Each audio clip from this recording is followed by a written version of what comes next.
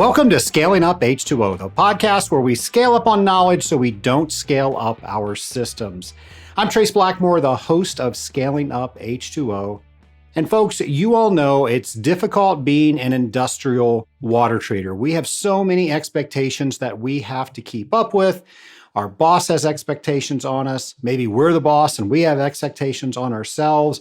Our customers have expectations, and you name it, there's just all of these expectations. Here's the question I want you to ask. Are those expectations clear? And if everything's going great, there's probably no issue until there's an issue. Think about it. Have you ever had a conversation with somebody, expectations were not made clear, you attempted to go do something, and then what you did was not in line with what the other person wanted you to do or how you should do it, and now there was an issue? So let's just say at the very beginning, we could turn all of that upside down and we had clear expectations on all of the potential issues. How do you want me to do this? Now, I'm not talking about micromanaging, but what are the guardrails that people are going to put on either side that you have to stay within? At what point do you need to ask for help? What does the end product look like? What's the expectation of when that will get done? What's the budget for it? What are all the different resources that you can use? I think so many times we just glance over all of those things and we don't have clear expectations, and then both parties are unclear on what the final product needs to be, and nobody can really get the desired end result with a formula like that. So my urge for you is the next time you're talking to an employee, your boss, a customer, a potential customer, whatever it is, make sure you bring out what are the expectations. How is this going to be done?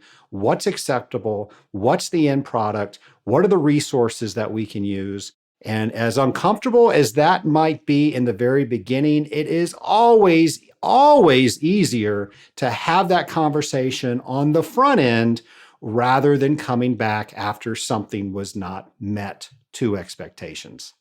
Well, as far as expectations, I think you all expect that the Scaling Up Nation is going to get together within the community every so often on a Zoom call for a hang. Well, folks, we got another hang coming up on April 8th. That's going to be at 6 p.m. Eastern Time. And of course, we will have a featured beverage. You're welcome to try that recipe. There's always somebody that has a new recipe in the Scaling Up staff that puts something out there. And there's always people that try it. Some people like it, some people don't. But the whole point is, let's have fun, let's get together, and let's network. I know a lot of times we've got to go places in order to network with people that do the same type of work that we all do. Well, in this climate, that's easier said than done. And we are trying to make that as easy as possible. So you can go to scalinguph2o.com/hang to register for that April 8th event. Also, on March 26th, so even before that, we're going to be talking to Tim Fulton with a special business webinar. Tim is going to talk to us about how do we know how fast we can grow and how much we can grow. Tim is my business mentor. He's been my business coach for well over a decade. I can't say enough good things about Tim, and Tim has really taught me how to read financials in a way that I can use to make good decisions for the company. So if you are a business owner and you would like to participate in this absolutely free webinar, I urge you to do so by going to scalinguph2o.com/business, and that will take you right to the registration page. And trust me, this is a webinar that is going to give you tools that you can use immediately after the webinar. So there you go, 2 free things that the Scaling Up Nation is bringing to you so the Scaling Up Nation can network and learn and grow. Something else you might want to consider is the Smart Water Utilities USA Conference is going on May 26th through 27th. Folks, this is registered as an in-person event. You remember when we used to have those? If you're interested in that, you can go to our show notes page and we will have a link directly to that. I always want to let you know about different conferences that are going on because I truly believe that conferences are the way that we, 1, network, and 2, learn about the things that we don't know, but then also enhance the things that we do know. So put yourself in positions that you can go to these conferences so you can grow as an industrial water treater. Speaking of growing as an industrial water treater, here is another installment of James's Challenge.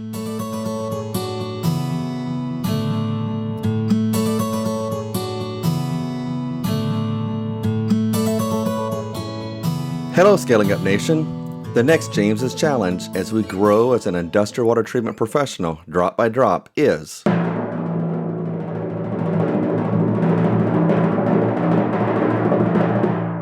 explain cycles of concentration to a non-technical person. Cycles of concentration is a key component to understanding how to control boiler and cooling tower water chemistries. It can be a difficult concept for operators and those new to our profession to grasp. There are many analogies to use while explaining it. I've often compared it to a boiling pot on the stove all the way to when the pot runs dry and scale deposits are left behind. Coming up with your way to teach cycles of concentration in relatable terms will make your and the operator's job easier in the long run. Be sure to share your experience on LinkedIn by tagging it with hashtag JC21 and hashtag ScalingUpH2O. This is James McDonald, and I look forward to seeing what you share. Well, once again, thank you, James, for coming up with another weekly challenge.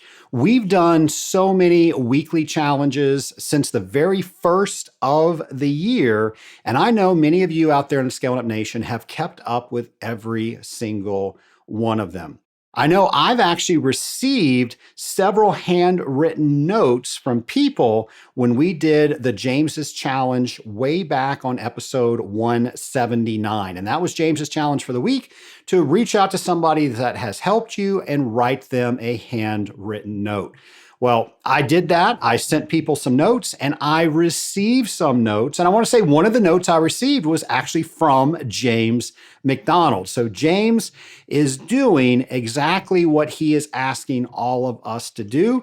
So as you are completing those, please make sure you hashtag JC21 and Scaling Up H2O. A few months back, I mentioned on the podcast how important it was to save money for your future, and you needed to look at that as you were paying yourself, just like you were paying other bills. Folks, we have to make sure that we're financially sound if something were to happen, and eventually we're all going to get to a point where we can't work anymore.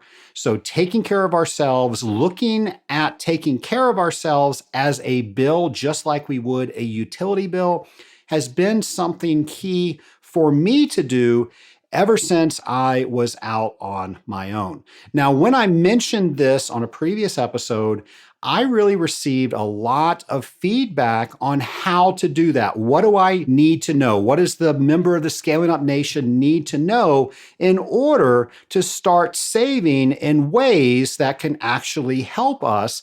As we know, investing in a savings account isn't really investing, it's just holding our money someplace. But how do we get the market working for us? How do we get all of these other items to start working towards our benefit when we're starting from ground zero? Well, a great friend of mine, Scotty Neal, is going to talk all about that. So it's my hope, all of you that have written in and asked me questions about more information about your financial future, that we can answer some of those questions today. So Nation, please help me welcome Scotty Neal. My lab partner today is Scotty Neal, a wealth advisor with Guided Wealth Partners out of Nashville. Scotty, how are you today? Trace, I am doing great. I'm so glad to be here. Thanks for having me. Absolutely. Scotty, I'm going to let the cat out of the bag. You and I know each other because we are in the same mastermind group. That's right. And I talk about masterminds all the time on this podcast. I've started my own mastermind called the Rising Tide Mastermind, and that's going really well. But it all started because the one that you and I are in is just going so well. I wanted to share that with the water treatment community. I don't know if I ever told you that.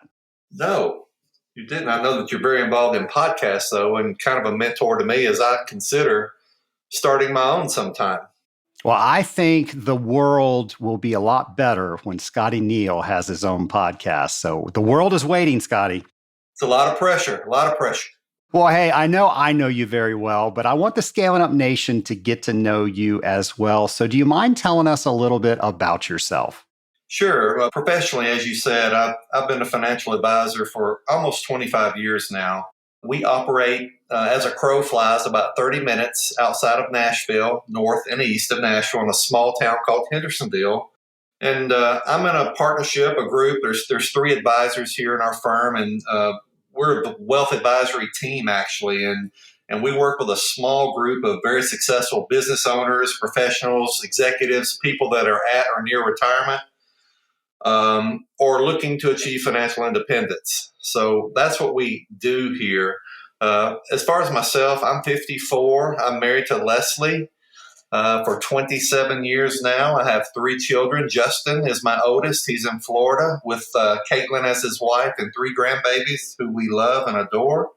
My daughter, Cheyenne, has been married about a year now. She lives here close to home. She's my boomerang. We threw her out there and she came back. No children yet, but she's married to Austin. And my baby is Josh. He is a senior at the University of Tennessee in Knoxville. He's in the Army ROTC program, and he will be in the officer program when he retires. He'll be going to Fort Sill, Oklahoma. I love to hunt.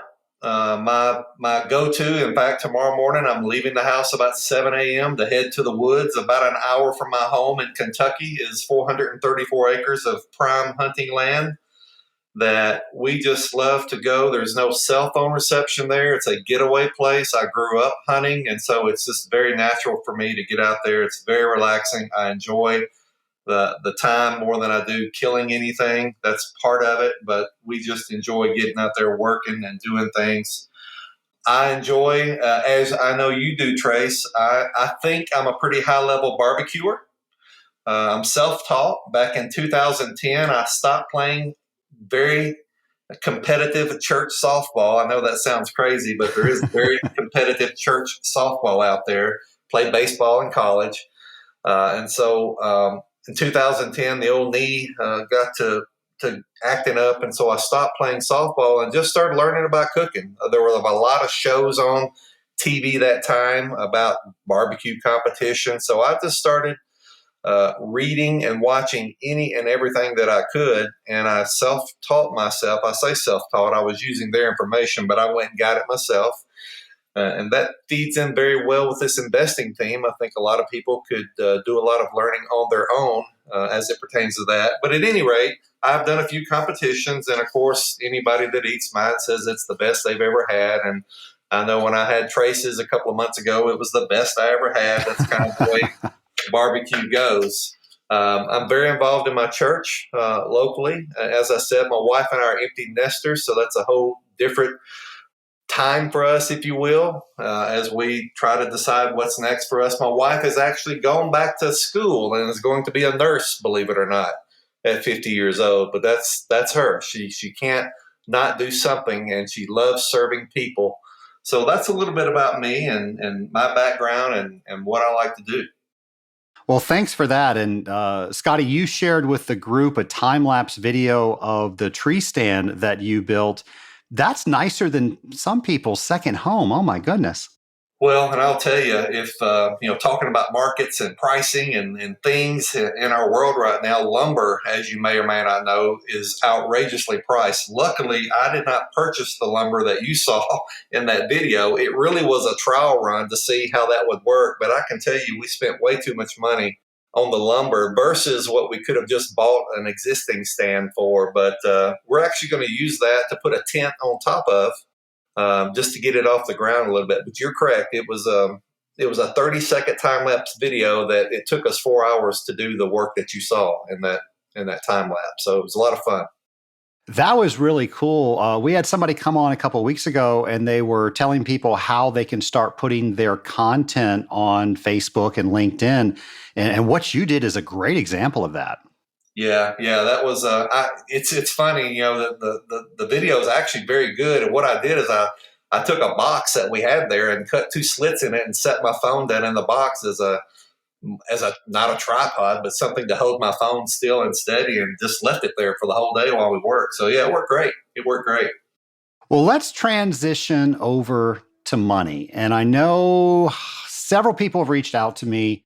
I can't remember when I mentioned it the first time on the podcast. It was an episode where I was just answering questions from the audience. And I think somebody was asking me maybe about their 401k or maybe about the different tools that I use. And I started talking about how we should be investing, how we should be saving money for ourselves and paying ourselves just like we would any other bill. That sparked a lot of traffic on our social media platforms. And I wanted to bring you in to really help the Scaling Up Nation understand some of the things involved around money and really planning for our future. So I want to start this out with the quiz. True or false, you have to have money to have your money start working for you? That's not a trick question, is it? I don't think so, but you're the money guy. That's absolutely true. You need money. You need some money. You don't have to have a lot of money. The important thing is starting. Okay, so let's talk about that, starting. So with starting, do you have to start at age 16? Do you have to start at age 30? What if I wanted to start 20 years ago and I still didn't start and I haven't started today? When do you start? Trace, when we talk to clients, we talk about 2 things that matter, as what is important to you, what is it you want your money for, what's it to do for you. And then the other thing is control. What can you control? One of the few things you can control, we have zero. And if anybody tells you they have, they're lying. We have zero control over the market and what it does. I can't control it. What I can control is time. That is what I do with my money. And so the sooner I've seen people start their children off at a very young age, just putting a little bit in. And I learned about you, Trace, as we geared up for this call, that you, when you were 16 years old, listen, listeners, when he was 16 years old, he moved out on his own and got an apartment. I don't know anybody that's listening can remember back to 16, or if it was just a few years ago, were you in a position mentally or money-wise to move out on your own? That is something that's extraordinary. And so what you did say, Trace, is at that time you started saving $25 a month. You on your own went and met with a financial advisor. This is next level activity, people. You have got to do things out of the box. You might feel like they're out of the box. I think it's perfectly ordinary.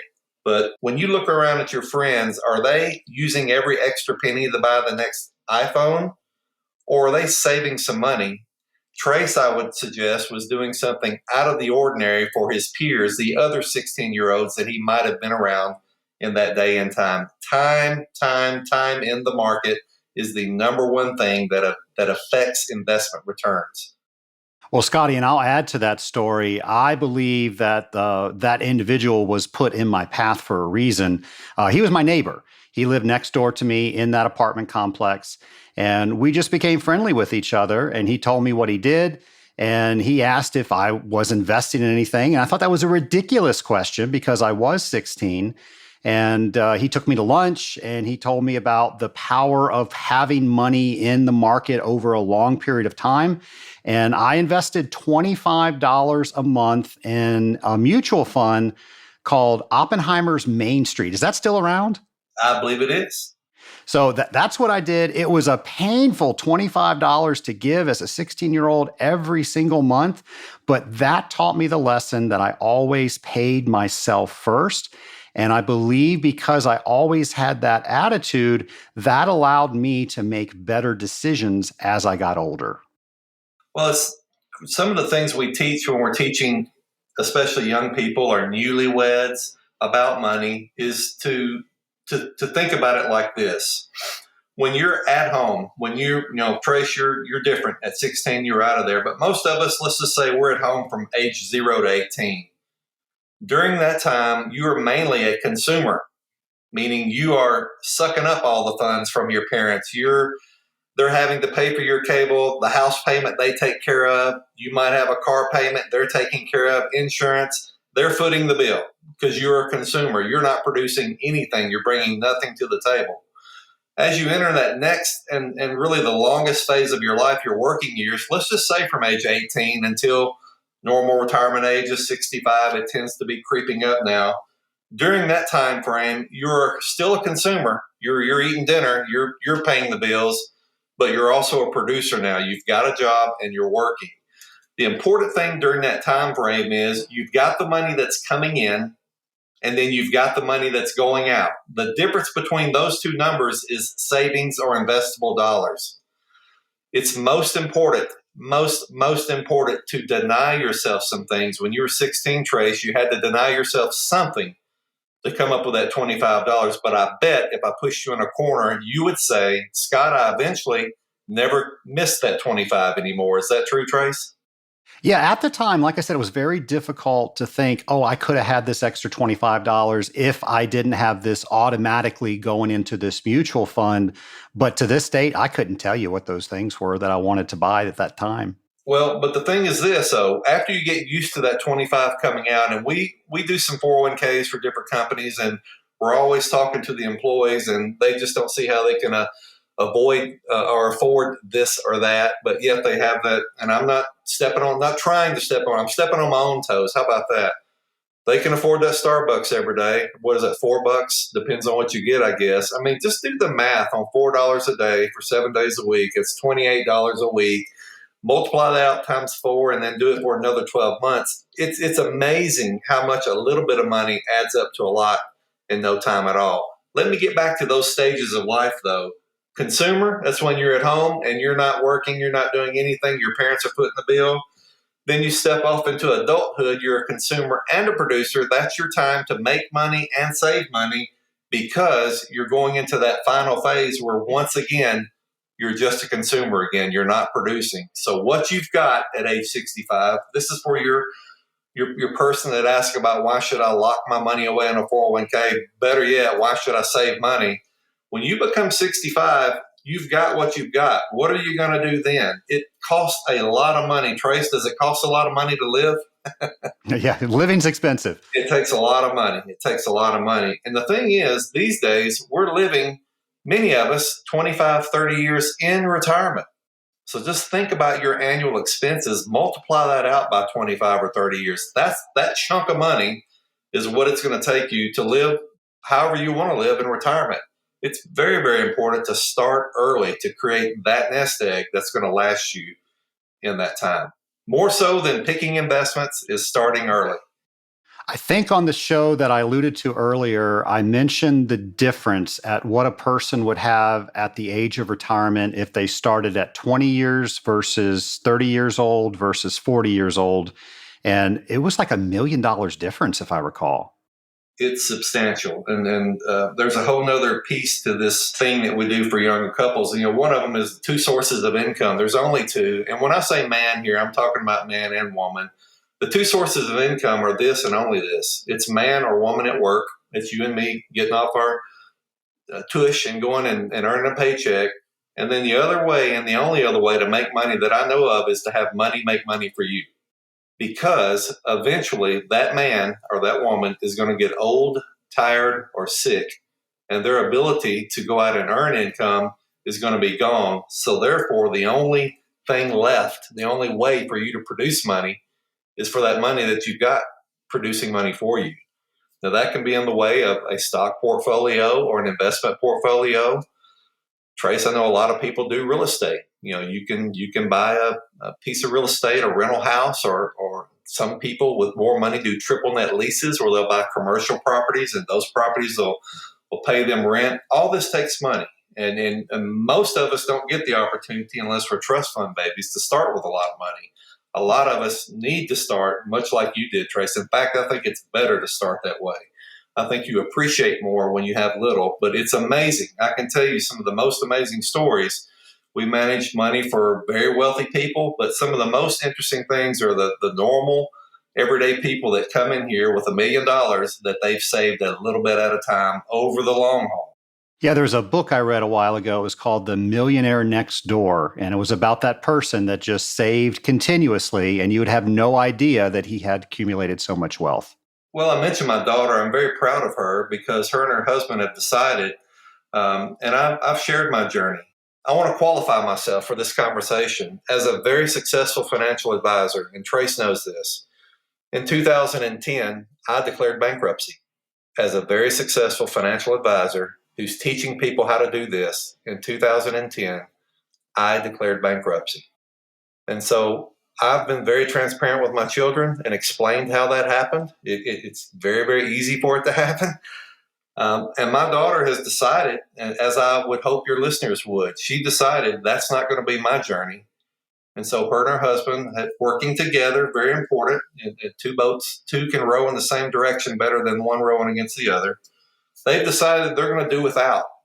There's a guy in our area here that he's nationwide, but really popular around here, named Dave Ramsey. And he says, you want to live today like no one else, so someday you can live like no one else. And so that means for them right now, they're not eating out.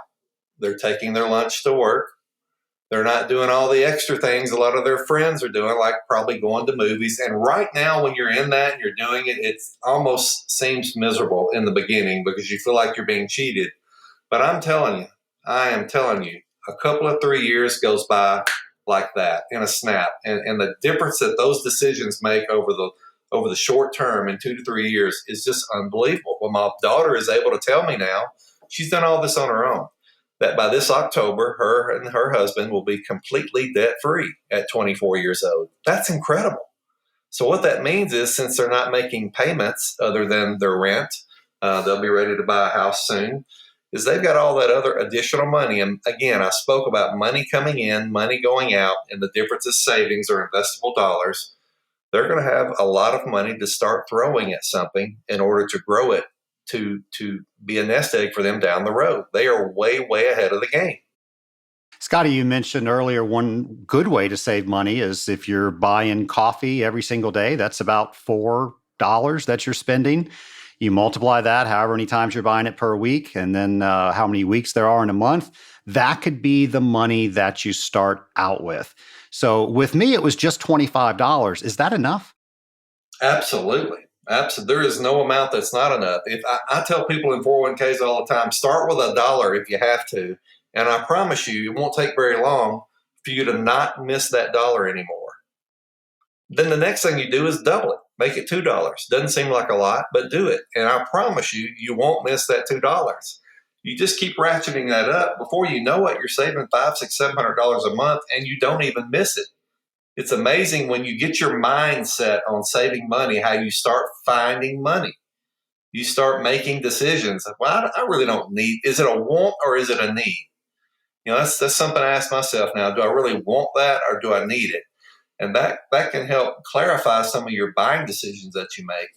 That's great advice. I heard somebody say always wait before you purchase something like that. If it's a good idea today, it should be a better idea tomorrow. And if it's not, that was just something that you wanted. Credit cards are not evil. They can be used for evil. If you know how to handle money, credit cards don't necessarily have to be bad. One of the things I've heard before is if you have trouble with a credit card, of course, you can always cut it up. But one thing you can do is just put it in a cup of water and freeze it in the freezer. Oh, I've never heard that. And if you want to buy something, as opposed to buying it, take that out and let it thaw. And probably by the time that's thawed and you're ready to make your purchase, you will have changed your mind. I love that. That impulse will go away. So we've determined that any amount of money is the right amount of money to start because it starts that habit. But we've also mentioned in this show a lot of different vehicles. We've talked about mutual funds, we've talked about 401ks, and there's probably dozens more out there. So how do you navigate that sea? Well, we look at a 401k and a lot of people say, what is a 401k? Well, 401k is actually just a line of the tax code. If you get the tax code out, it's a real thick manual, and you can actually go to a certain page, and on that page, you'll see the line item 401k. And if anybody's ever done any college saving for kids or whatnot, there's another code 529, the 529 plan. So you can find these things, but a 401k is nothing more than something a company sets up. Why would they do that? First of all, the company likes to do that to provide a place for employees to save money before tax. Why is that? Well, it's very competitive out there. Most companies really, really want, and I know, Trace, you have a company, you want great employees. Absolutely. And so we have to provide benefits because other companies are providing benefits to capture and keep those great employees. A 401k is just one of the ways that companies do that. And so they can set up a 401k and allow you to put money away before tax. Now, let's talk about that for a minute, because I saw another thing we were to talk about is what's the difference between a regular IRA and a Roth IRA. Well, I would suggest that most people starting a 401k are probably not in a high income bracket. They don't have a tax problem. And just as a good rule of thumb for your listeners, if you're listening now and you get a tax return back every year, if you get a check back, then you're not in a high income bracket. You should be using a Roth IRA. And many 401ks have a Roth option. So let's talk about the difference between an IRA and a Roth IRA, and then I'll go back to 401k. IRA stands for Individual Retirement Account. That's what those three letters stand for. An IRA, as a 54-year-old, I can put $7,000 a year into a personal IRA, and that is tax deductible to me. So if I make $100,000 a year, I put $7,000 into my IRA. I'm going to tell Uncle Sam I made $93,000 because I paid myself that other $7,000, and Uncle Sam is fine with that. The reason they're fine with that is because that money is going to grow, it's going to grow, it's going to grow. And when I turn 72, I have to start taking that money out through what's called required minimum distributions. That's when the government gets their payday back.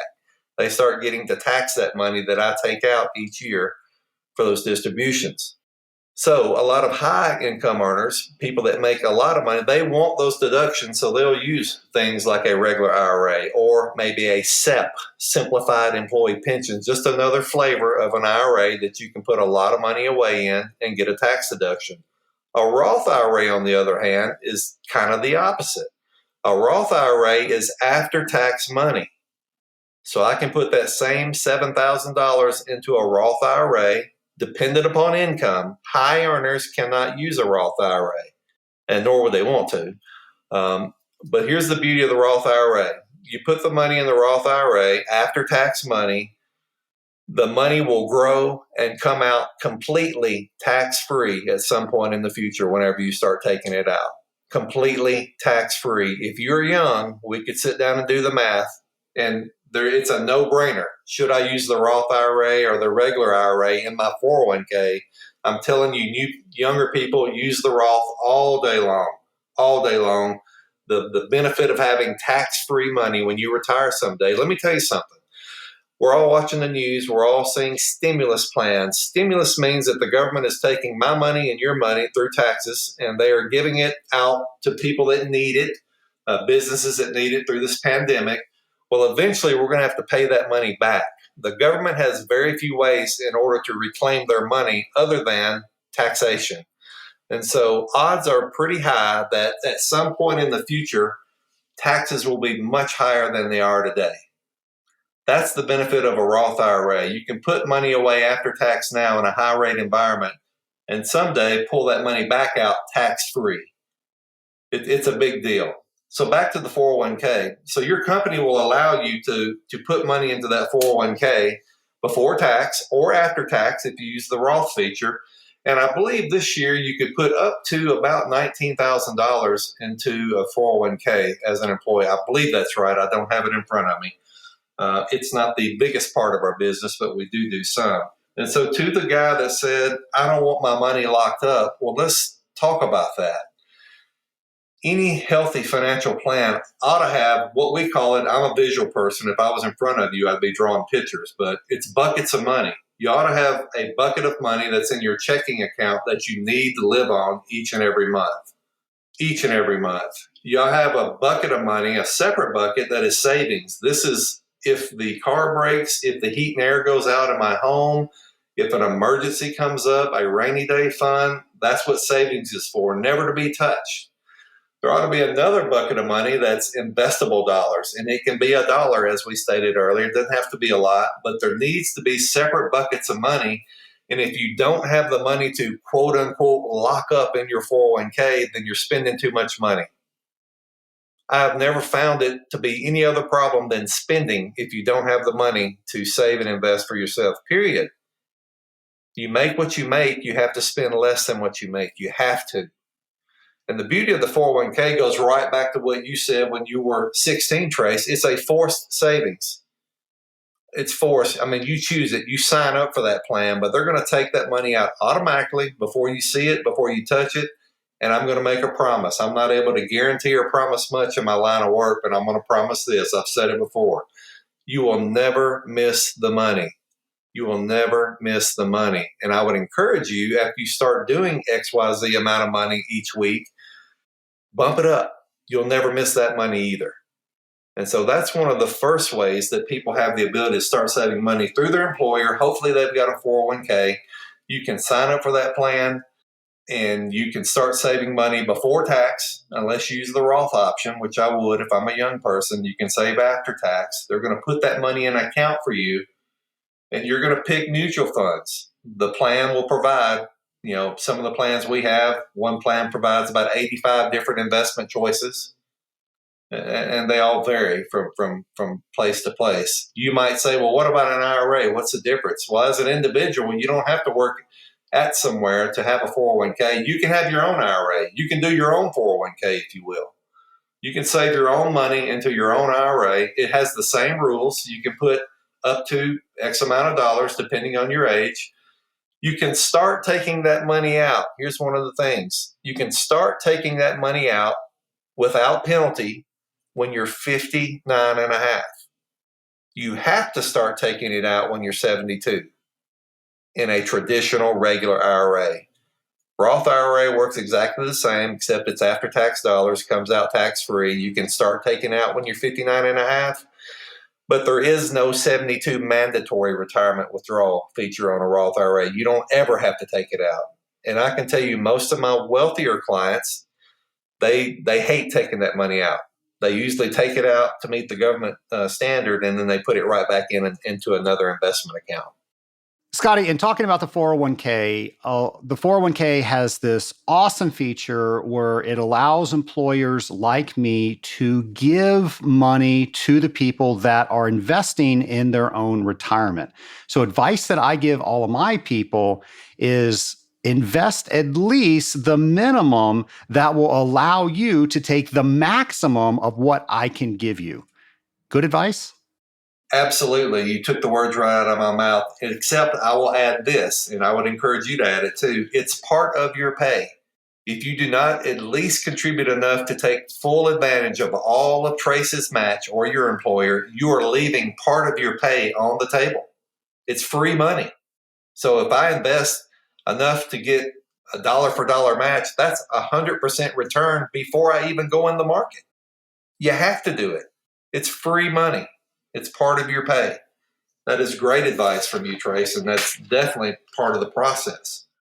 Scotty, great job. IRAs, Roth IRAs, 401ks. And then we have these things, mutual funds, which of course, those instruments that I just mentioned would have those in them. Let's say somebody does have a retirement account. Maybe they have something at home, something at work, and now they're looking at just doing some investments on their own. Should they do stocks? Should they do mutual funds? And how do you know? Well, I would say let's just say you know nothing about investing. nothing about investing. First of all, as I said, with learning to cook barbecue, in this day and age with computers and cell phones, we basically have the world of information at our fingertips. Information is critical, and I encourage everybody to own their own information. So look it up, start learning about things, read about mutual funds and stocks. But when we're sitting down with someone, we always start with a risk profile, and we ask a lot of questions. A lot of it is based on age. And so if 80-year-old grandma comes in here and she wants to be very, very aggressive, that's probably not wise because she doesn't have the time. Remember, time is the most important factor versus a 24-year-old that comes in here. They have the time to be aggressive, whereas grandma does not have the time to be investment. So we would always start with a risk profile, and a lot of your 401k plans will have employees do a risk profile before they even invest their first dollar. But I can always say, I hate to say always, never, anything like that, but I can always say, based on age, if somebody comes in front of me, they should always invest aggressively. And so you can find mutual funds that will fit that need. Really, for my money, if I'm telling my daughter what to invest in, I'm going to have her just buy an index fund. We've all heard of Vanguard and Fidelity. You can buy an index fund. What is an index fund? Well, we've all heard of the S&P 500. We've heard of the Dow. We've heard of the NASDAQ. There are actually indexes out there that will just mirror, the Dow is nothing more than 30 stocks. 30 of the largest companies in the world are included in the Dow. So when you see the Dow is up this much during the day or that much yesterday or down that much, that's just really 30 companies. For my money, the S&P 500 is a better measure because it's 500 of the largest American companies. So you get 500 companies if you own the S&P 500 versus 30 if you own the Dow, and so on and so forth. And so if I'm starting with new money and I know very little about it, I'm going to buy the S&P 500, just keep buying it. Take that $25 and buy a little bit each time. Just do it blindly. Don't try to time the market. Don't think the market's too high. There's never a better time than now. Right now, when you have the money, ever is there a better time to invest than right now. And so if I'm a new person, I'm going to find a good growth mutual fund, or I'm going to just use one of the indexes, maybe the S&P 500 is how I would start. But again, read about it. Learn about that stuff. Research it for yourself. All right, Scotty. So now I'm going to put a bunch of different individuals in front of you and ask you what advice you would give them. So the first one showing up is someone who has never invested before. So I'm going to start them off. Earlier in our conversation, we talked about the two sources of income. We talked about being a consumer and a producer. So I'm really going to start bare bones and start from the bottom and really take it slow and not go too fast and just really simplify everything. And I do that for everybody. I want to assume that the person in front of me knows nothing. I think it's incumbent upon us advisors in my chair to take the utmost care of people in front of us and not just assume.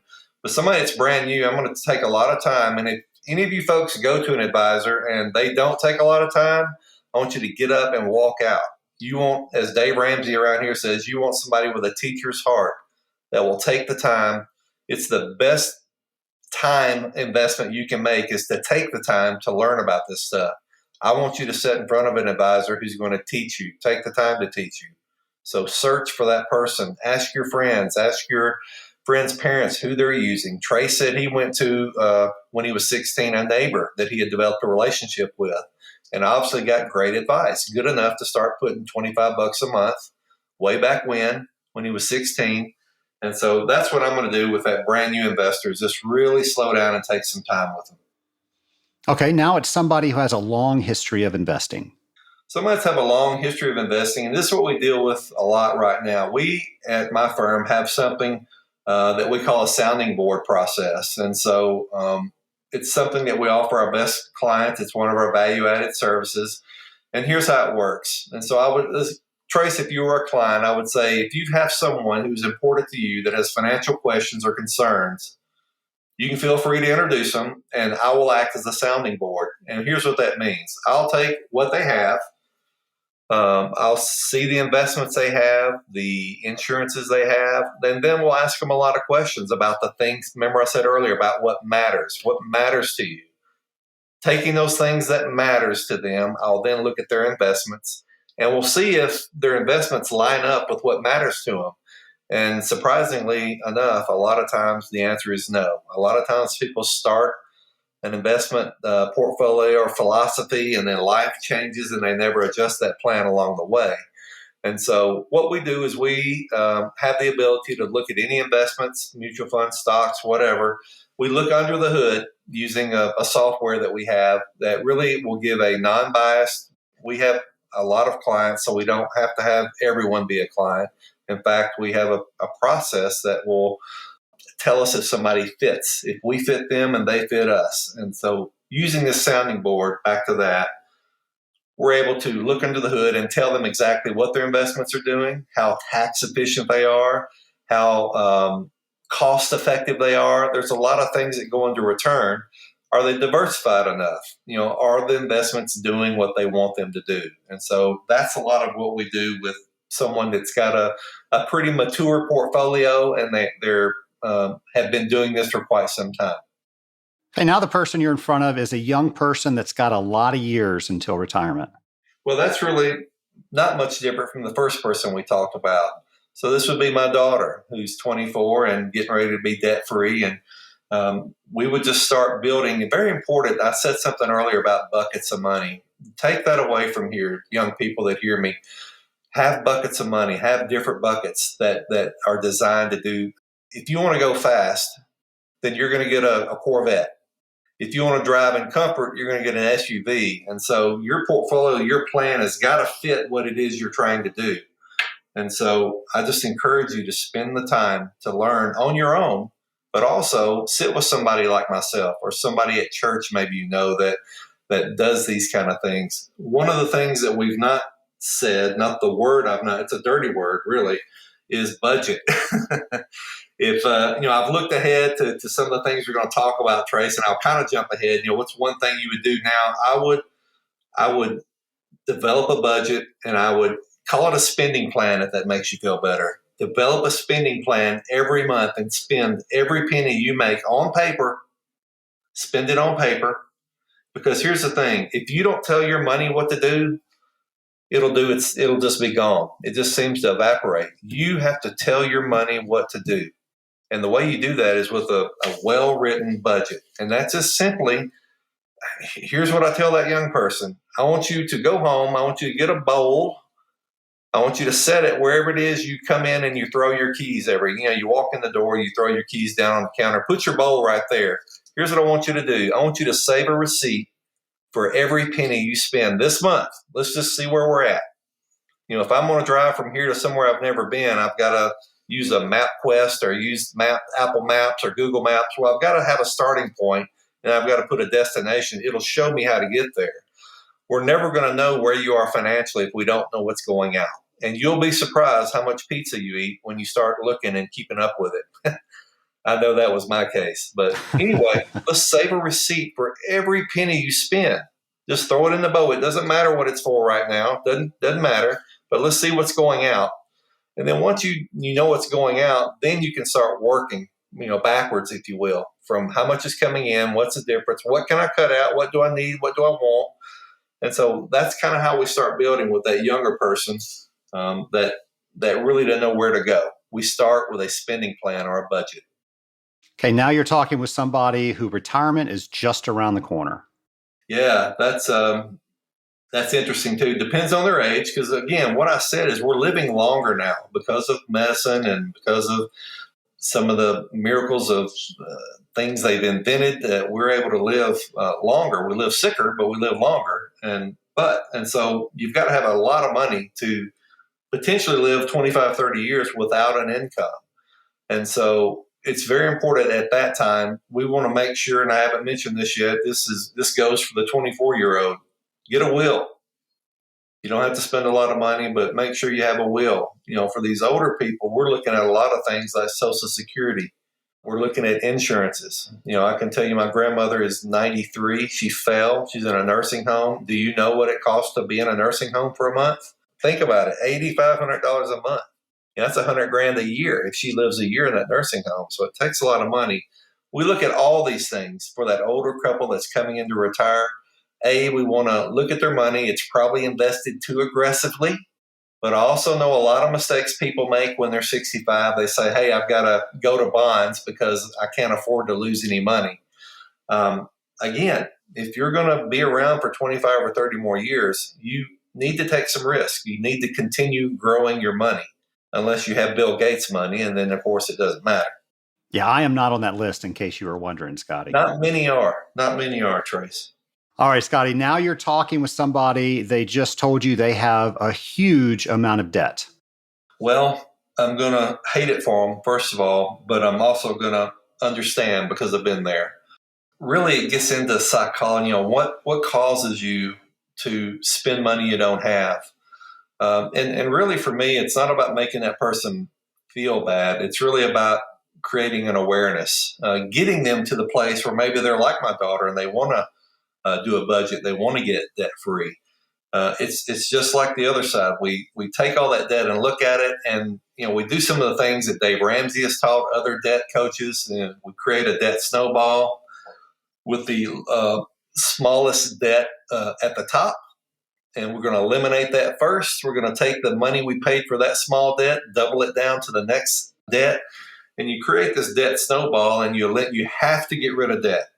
You have to. We want working assets. Boats and cars and stuff are non-working assets. We want working assets, investments, real estate, stocks, mutual funds. Those are working assets.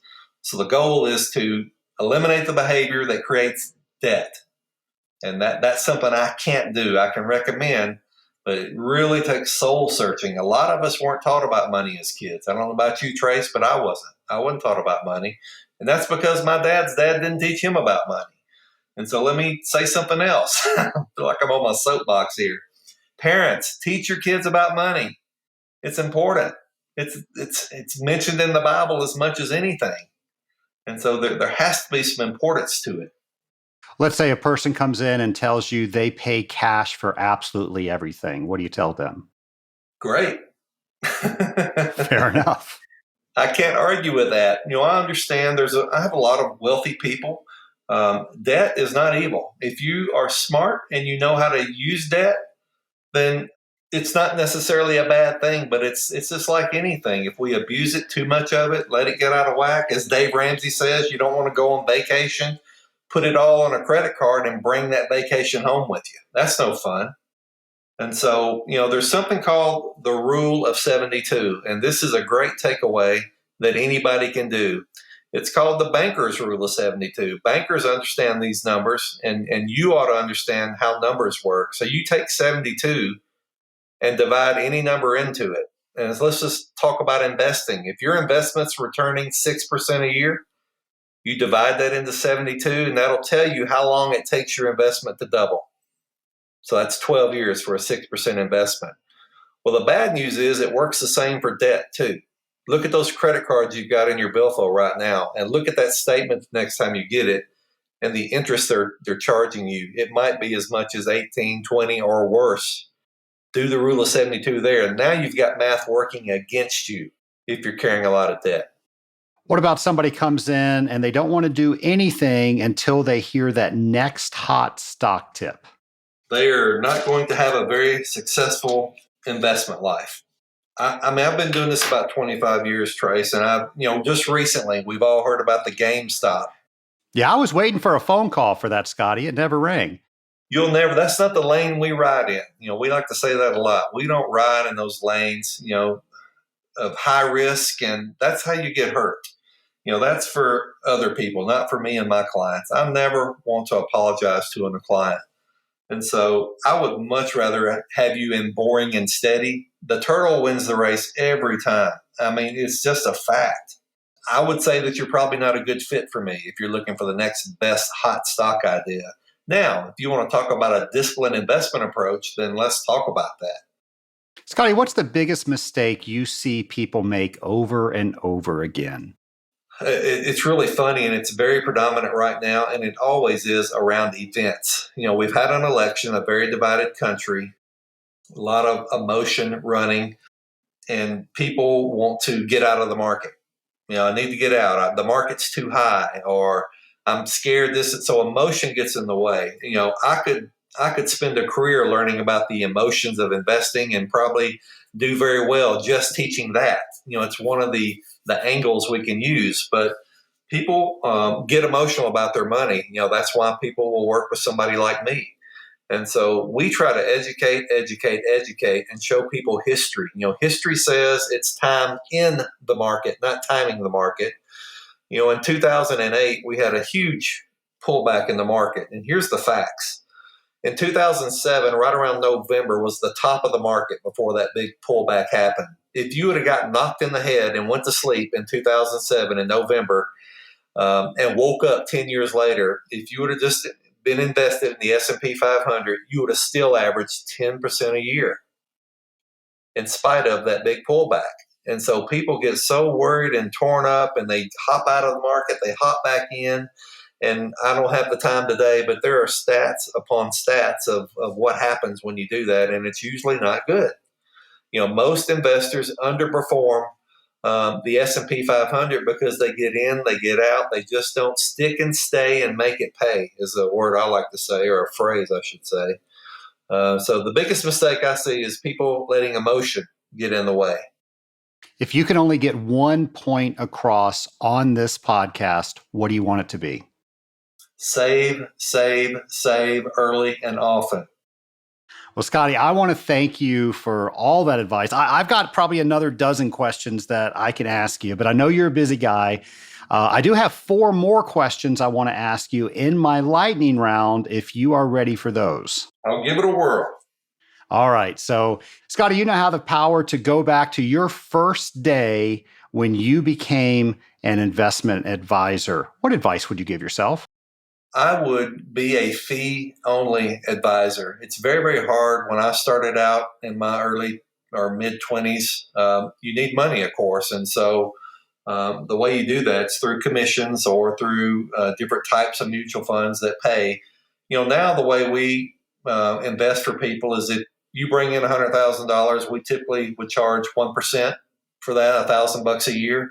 And that puts me on the same side of the table with the client. If that account goes up in value, then I get a raise. So I have skin in the game, if you will. But also, if they want to fire me, they can. There's no penalties for them to do that. So I would have transitioned earlier to the fee-only practice as opposed to commissions and other forms of payment that I did in the beginning. Scotty, what are the last few books that you've read? Trace, during one of those times when I decided I was going to really check my spending, I cut cable off.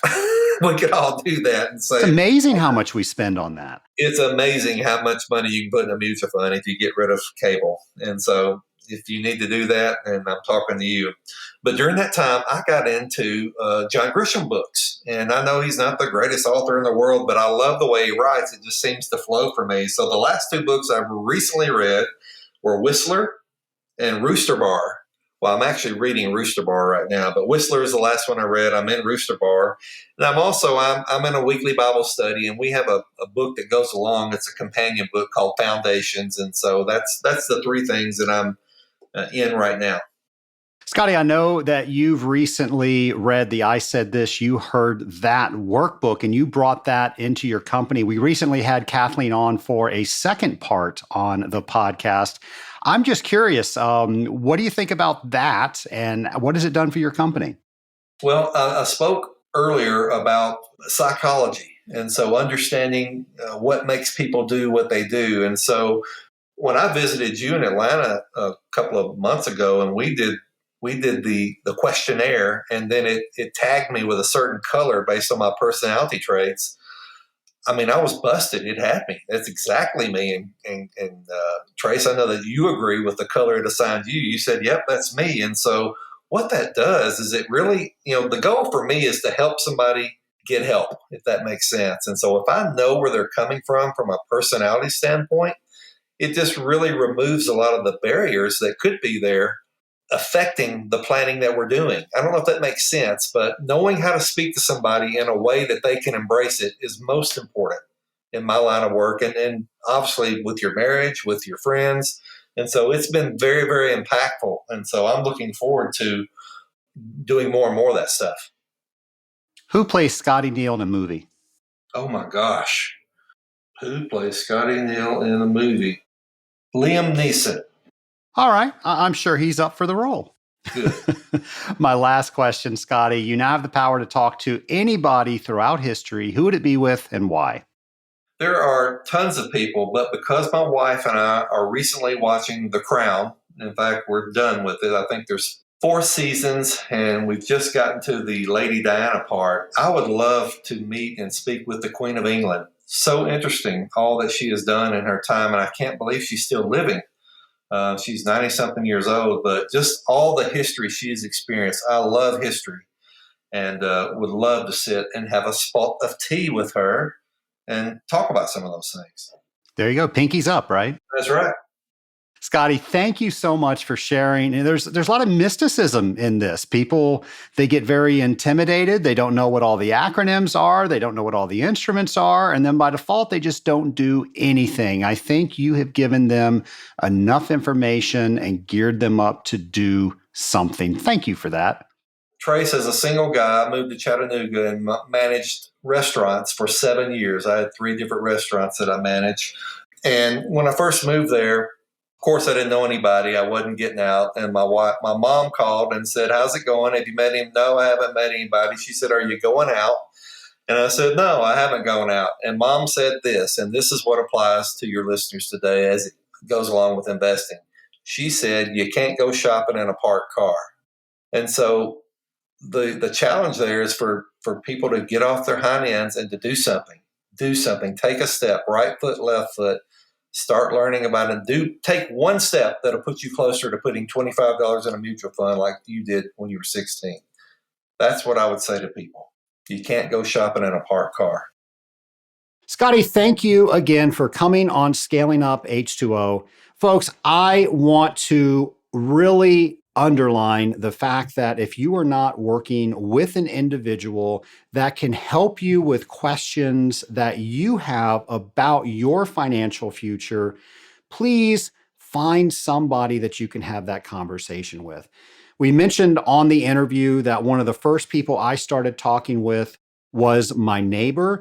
Actually, the very first person I started talking with was my grandfather. For those of you with kids out there, listen to this. I remember I always thought my grandfather was just an incredible guy. He was a World War II vet.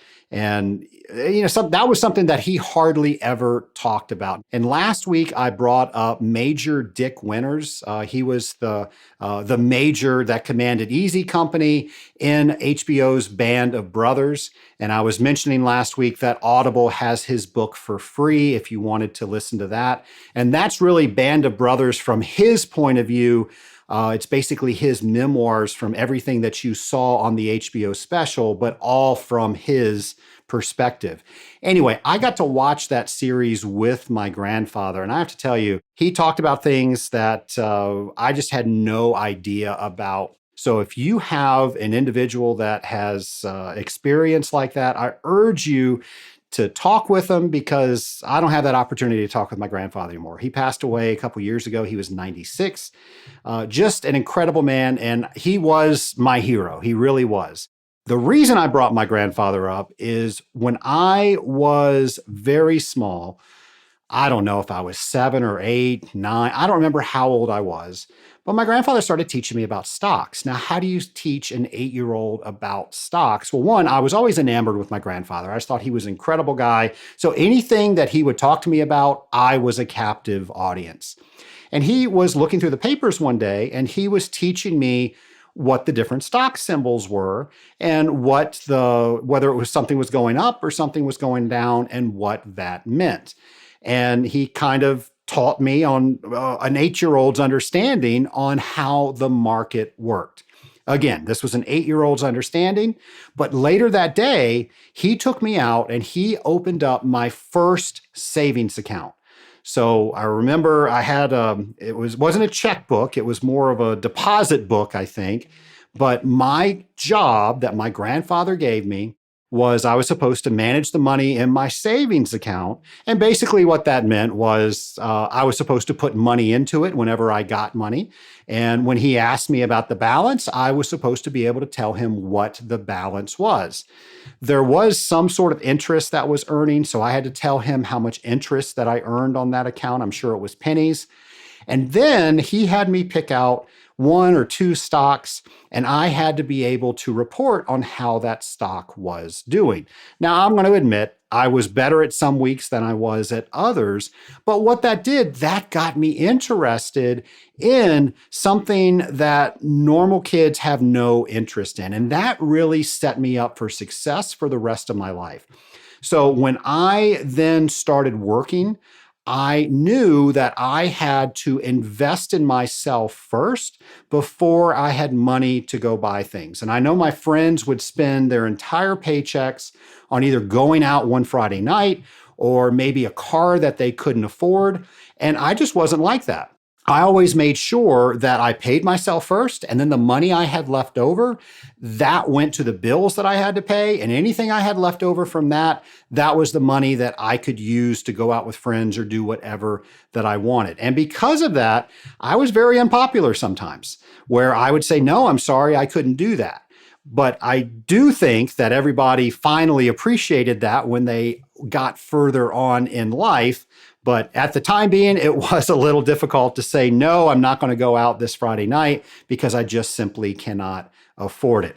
And I always had the respect that I wasn't going to put something on a credit card that if I couldn't pay for it at the end of the month. Anyway, all that was because of my grandfather. So hopefully you have somebody in your life like my grandfather.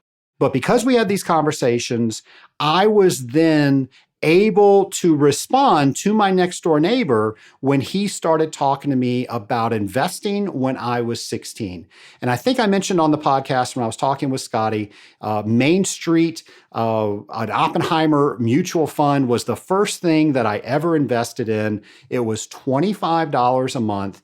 And I think I'm still putting money into that today. Now, because I started putting $25 a month back in 16, I'm a little older than 16 now. So that really started the effect where compounding interest and also the market working, because it's time in the market, not timing the market, as Scotty said, that now I've got something that hopefully will help me out during retirement.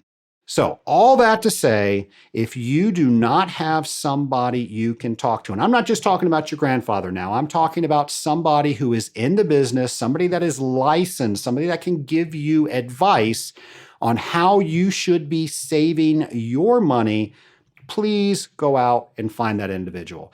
The next time you start talking with friends, ask them who they use and keep asking people until you find some people to call. Now, it may not be the first one that you trust or you feel you have a good connection with. Well, try a couple. There's some great financial advisors out there. I believe I have a great financial advisor. And folks, when you're working well with somebody like that, not only are you out there working, making money, well, now the money that you're saving for your future is also out there working for you. So again, I hope this helped all the people that wrote into me and they wanted to know a little bit more about how do they start saving for their future. And speaking of the future, we will have another brand new episode of Scaling Up H2O right out of the bag for you next week, next Friday. Until then, have a great week.